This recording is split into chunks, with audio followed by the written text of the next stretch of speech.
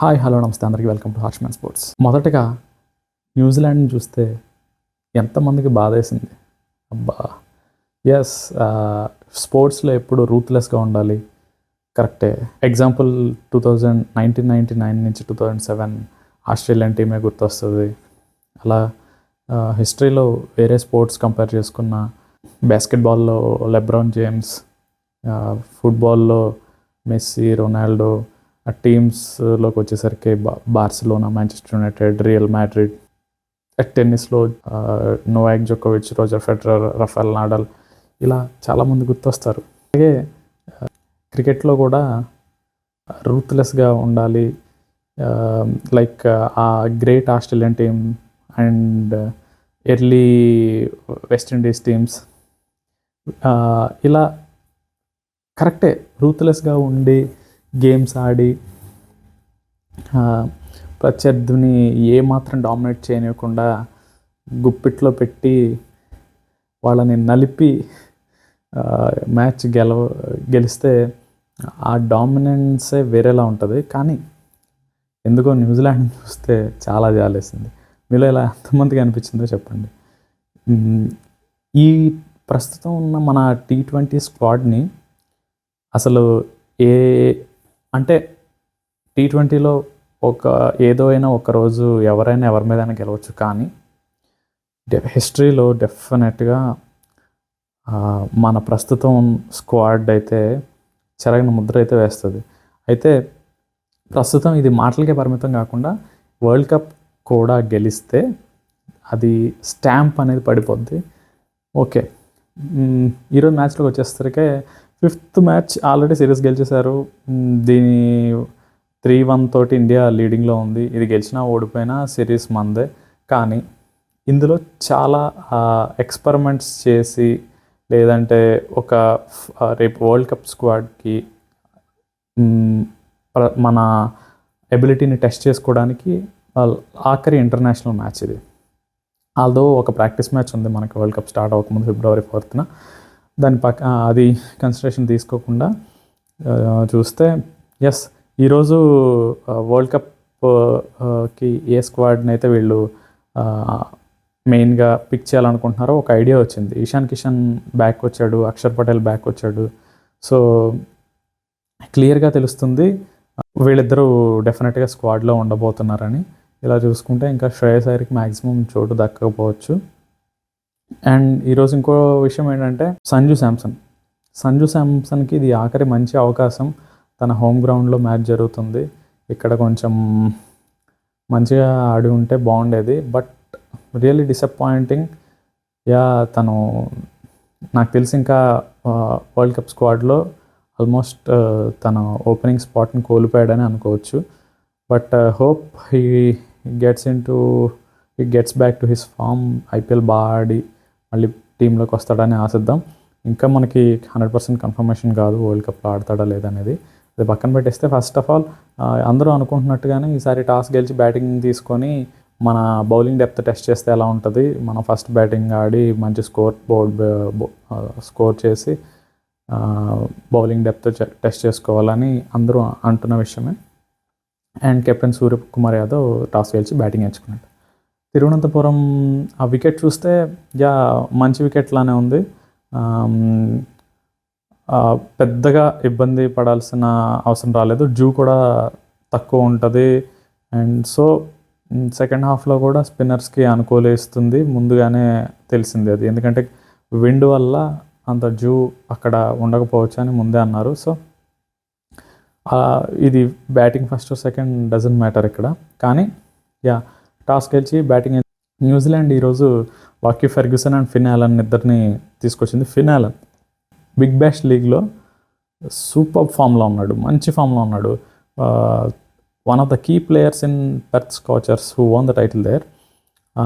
So తనని Conway ప్లేస్లో తీసుకుంది న్యూజిలాండ్. ఈ మ్యాచ్లో న్యూజిలాండ్ లాకీ ఫెర్గ్యూసన్ని రిటర్న్ అయ్యాడు టీంలో. తన మార్క్ బాగా క్లియర్గా తెలిసింది. ఫస్ట్ స్పెల్లో తన పేస్, తన ఫాస్ట్ డెలివరీస్ తోటి కొంచెం ట్రబుల్ చేశాడు. అలాగే సంజు శాంసన్ అండ్ అభిషేక్ శర్మ వికెట్స్ ఇద్దరివి తానే తీశాడు. And Abhishek Sharma good, duck out అయితే అవ్వలేదు, బట్ 16 బాల్స్కి 30 రన్స్ చేసి అవుట్ అయ్యాడు. Sanju Samson disappointed. Home ground చాలా ఆసక్తికరంగా వాళ్ళు చాలా హోప్స్ పెట్టుకున్నారు. ఐ మీన్ ఈ హోమ్ గ్రౌండ్లో అయినా సంజు బాగా ఆడితే బాగుండని, but unfortunately he was dismissed early in the innings. ఆ తర్వాత నుంచి విధ్వంసం మొదలైంది. పవర్ ప్లేలో ఇండియా పెద్ద అంచనాలకు మించి స్కోర్ చేయకపోయినా 271 రన్స్ స్కోర్ చేశారంటే almost every over after power play కన్సిస్టెంట్గా ఒక 10 to 15 రన్స్ ప్రతి ఓవర్లో కన్సిస్టెంట్గా మేక్ చేశారంటే కన్సిస్టెంట్గా ఆఫ్టర్ పవర్ ప్లేలో కూడా ఏమాత్రం ఎక్కడ స్కోర్ రన్ రేట్ డౌన్ అవ్వకుండా సూపర్గా ఆడారు. ఇందులో ముఖ్యంగా మనం ఎవరి గురించి చెప్పాలంటే after Abhishek Sharma's wicket Ishan Kishan and Suryakumar Yadav ఇద్దరు ఎక్స్ట్రాడినరీ. ఈ సూర్యకుమార్ యాదవ్ అయితే తన ఫైన్ టచ్ లోకి వచ్చేసాడు.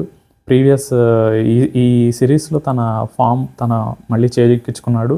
ఈ మ్యాచ్లో అయితే ఎప్పట్లాగే తన ఫేవరెట్ షాట్స్ కాకుండా ఆఫ్ సైడ్లో and leg side towards deep mid wicket రీజియన్లో కానీ తన ఫేవరెట్ షాట్ అయిన ఆ fine leg and deep square leg దగ్గర ప్రొటెక్షన్ ఉన్నా కానీ తను ఎంత బాగా ఆడగలిగాడంటే వేరే different areas of the pitch మీద మనం ఖచ్చితంగా అబ్జర్వ్ చేయొచ్చు. Suryakumar Yadav confidence is back. ఇది ఈ టీమిండియాకి 100% కాదు 200-300% బూస్ట్ ఇది. సో సూర్యకుమార్ యాదవ్ లాంటి వాడు ఒంటి చేత్తో మ్యాచ్లు గెలిపించగలడు. ఇక ఈ రకంగా వరల్డ్ కప్లో ఆడితే కప్పు ఆల్మోస్ట్ మనదే అని చెప్పుకోవచ్చు. And next Ishan Kishan pocket dynamite, పిట్ట కొంచెం కోతగనం వచ్చి ఒక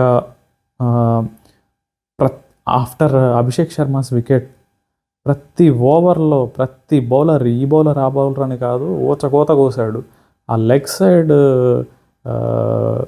అయితే సిక్స్లు తోటి ప్రేక్షకులకి సిక్స్లు వర్షం కురిపించాడు. ఇషాన్ కిషన్ అయితే ఈరోజు ఆల్మోస్ట్ తను కూడా మంచి డొమెస్టిక్ క్రికెట్లో మంచి ఫామ్తో ఉండి తను కూడా ఈ సిరీస్లో మంచి ప్రదర్శన చేయడంతో టీమిండియాకి ఎక్కడ లేని ఒక బూస్ట్ ఇది. Abhishek Sharma is playing well, Ishan Kishan is playing well, Suryakumar Yadav is playing well. Top 3 players are playing fantastically well. Ishan Kishan 43 balls-లో 103, 10 sixes and 6 fours, 68-24, 84 runs కేవలం బౌండరీస్ అండ్ సిక్సెస్తోనే వచ్చాయి. అంటే ఇంకా ఏ రకంగా బౌలర్స్ని చెడు కూడా ఆడుకున్నాడో అర్థం చేసుకోవచ్చు. అయితే సూర్యకుమార్ యాదవ్, ఇషాన్ కిషన్ వీళ్ళిద్దరు పార్ట్నర్షిప్ వల్ల భారీ స్కోర్ చేయడానికి మనకి ప్లాట్ఫామ్ సెట్ చేశారు. ఆ తర్వాత వచ్చిన హార్దిక్ పాండ్యా కూడా 17 balls-లో 42 runs చేసి ఓచకోత కోసాడు బౌలర్స్ని. వెరసి టీమిండియా 271 runs చేయగలిగింది. ఇది ఒక మ్యామత్ టోటల్. ఎప్పుడైనా సరే మోర్ దాన్ 200 చేయటమే కష్టం అనుకుంటే ఈ మధ్యకాలంలో 250 స్కోర్ని కూడా ఈజీగా క్రాస్ చేస్తున్నారు. అయితే 271 చేయాలంటే ఇట్స్ ఆల్మోస్ట్ ప్రతి ఓవర్లో 13.5 runs, 13 to 14 runs చేస్తే కానీ గెలవడం సులువు అవ్వదు. అయితే న్యూజిలాండ్ స్టార్టెడ్ రియల్లీ వెల్. మనకంటే వాళ్ళు పవర్ ప్లే చాలా బాగా ఆడారు. Main reason Finn Allen. ఒక టైంలో ఫినాలన్ చివరి దాకా ఆడితే మ్యాచ్ కొట్టేస్తారేమో అన్నంత హోప్స్ ఇచ్చాడు. I mean he batted really well. First power ప్లేలో అయితే హర్షదీప్ సింగ్ని ఓచకోత కోసాడు. అసలుకి ఏంటి మన బౌలర్స్ చూస్తే ఒక ఆట పిల్లల్ని కొట్టినట్టు పెద్దవాళ్ళు పిల్లలతో ఆడినట్టుగా అనిపించింది. కానీ బట్ అక్షర్ పటేల్ ఈ మ్యాచ్లో అతను ఎంత క్రూషియలో చూపించాడు. బౌలర్స్ అందరూ ఫెయిల్ అయినా అక్షర్ పటేల్ తన ఫాస్ట్ స్లైడింగ్ డెలివరీస్ కానివ్వండి, తన ఆ వేరియేషన్ కూడా పిక్ చేయటం అంత సులువు కాదు. అక్షర్ పటేల్ ఈరోజు ఎంత వాల్యుబుల్లో ఇండియాకి అర్థమైంది. ఫిన్ అలెన్ లిటరల్గా అందరు బౌలర్స్ని ఊచకోతకు వస్తున్న టైంలో Akshar Patel out of the బాక్స్లో వచ్చి తన వికెట్ తీశాడు అంతే. ఒకసారి ఫిన్ అలెన్ అవుట్ అయిన తర్వాత ఎప్పుడైతే 272 టార్గెట్ ఉందో ఒక ఓవర్ను కూడా మనం తేలిగ్గా తీసుకోవడానికి వీల్లేదు. స్లోగా ప్రెషర్ బిల్డ్ అయింది. వికెట్స్ గ్రాడ్యువల్గా పడతా వచ్చినాయి. సెకండ్ స్పెల్లో హర్షదీప్ ఇరగదీశాడు. హర్షదీప్ మ్యాచ్ అయ్యే సమయానికి 5 వికెట్ హాల్ తోటి తన కెరీర్లోనే అత్యుత్తమ ప్రదర్శన చేశాడు. So we came back. ఎందుకంటే స్కోర్ బోర్డు మీద ఆ ప్రెషర్ ఎప్పుడైనా సెకండ్ హాఫ్లో టార్గెట్ చేసేటప్పుడు ఎంత స్కోర్ అంటే ప్రెషర్ ప్రతి ఓవర్ బిల్డ్ అవుతూనే ఉంటుంది వికెట్స్ కోల్పోతున్నప్పుడు. సో ఇండియా 46 రన్స్ తోటి విన్ అయింది. మనకి ఈ మ్యాచ్ ద్వారా ఒక చిన్న క్లారిటీ అయితే వచ్చి ఉంటుంది.